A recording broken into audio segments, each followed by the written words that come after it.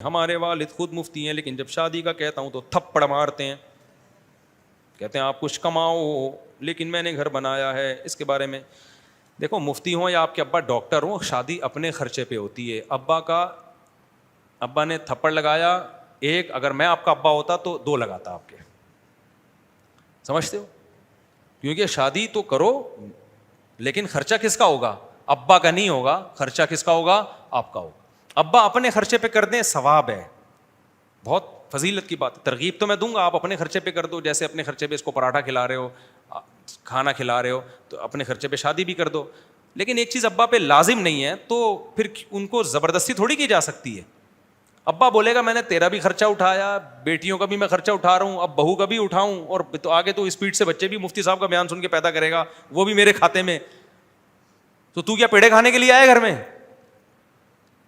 تو اس لیے میں بار بار کہتا ہوں، ابا کو ترغیب تو دیتا ہوں کہ بچوں کی شادیاں اپنے خرچے پہ کرا دو، اللہ پہ توکل پہ، لیکن ابا پہ لازم نہیں ہے۔ لہذا ابا سے آپ ریکویسٹ کر سکتے ہیں کہ ابا میں کما نہیں رہا، میں پیڑے کھا رہا ہوں، تو آپ اگر شادی بھی کرا دیں۔ ابا کرا دیں ٹھیک ہے، نہیں کرائیں تو پھر دوبارہ بولو۔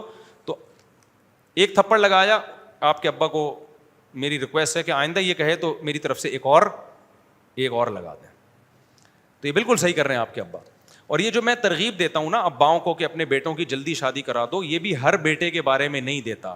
جو بیٹا سمجھدار ہے، پڑھائی میں لگا ہوا ہے، اپنی ذمہ داریاں پوری کر رہا ہے، آپ کو پتہ ہے ابھی این ای ڈی میں پڑھ رہا ہے یا یونیورسٹی میں پڑھ رہا ہے، ابھی یہ مصروف ہے اور اب ٹائم پہ جاتا ہے، کلاس لیتا ہے، محنت کر رہا ہے، آپ کو پتہ ہے اس کا فیوچر اچھا ہو جائے گا، محنتی ہے، اس کی اپنے خرچے پہ کرا دو تاکہ برائیوں سے بچ جائے۔ کل کمانا شروع کر دے گا، 2-4 سال آپ بہو کو پال لو، پھر یہ اسی نے پالنا ہے۔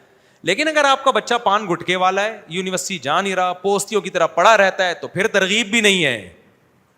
پھر میں نہیں کہتا ایسے بچے کی شادی کرا دو، عذاب جان بن جائے گا تمہارے لیے۔ یہ میں نے ایسے لوگوں کو ترغیب دی، میں نے ان کو لوگوں کو بتایا کہ تمہارا بچہ سمجھدار ہے، شادی کرا دو، انہوں نے کرا دی، آج زندگی بن گئی ان لوگوں کی۔ کہہ رہے ہیں بچہ بھی برائیوں سے بچ گیا، گھر میں ماشاءاللہ ہمیں جو ہے بہو جب دیکھتی ہے نا میرے سسر مجھے کھلاتے پلاتے ہیں، تو بہو کی آنکھوں، سسر کی آنکھوں میں آنکھیں ڈال کے بات بھی نہیں کرتی پھر وہ، ٹھیک ہے نا، اپنے باپ کی طرح سمجھتی ہے اس کو، تو بڑا اچھا ماحول بن گیا۔ لیکن ایسے بھی لوگ ہیں، ان کو میں نے کہا تھا اس بیٹے کی شادی نہیں کرانا، انہوں نے کہا میرا بچہ 25 سال کا ہو گیا، اب گناہوں میں جائے گا۔ میں نے کہا نہیں کرانا چاہیے 38 سال کا ہو جائے، کیونکہ یہ سست ہے۔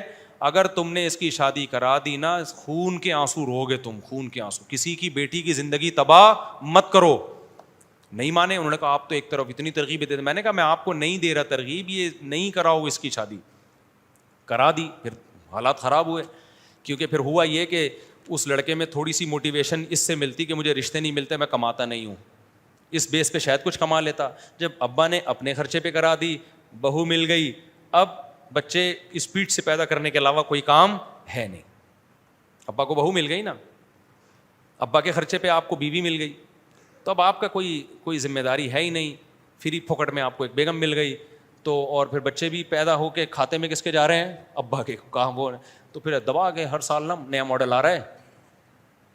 وہ باپ جو ہے نا عذاب بن گیا یار، کہ کم بخت کچھ کہنے، پھر طلاقیں ہوتی ہیں۔